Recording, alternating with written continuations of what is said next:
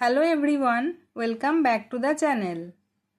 আজকে আমার বাগানের ওপর 10 লাইনের একটি রচনা শেয়ার করছি।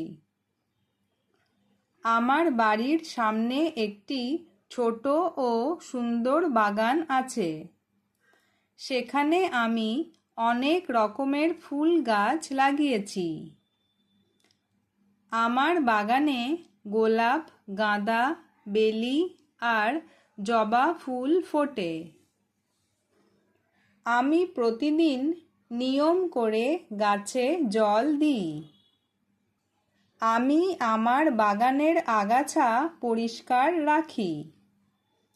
সকালে যখন ফুলগুলো ফোটে তখন দেখতে খুব সুন্দর লাগে।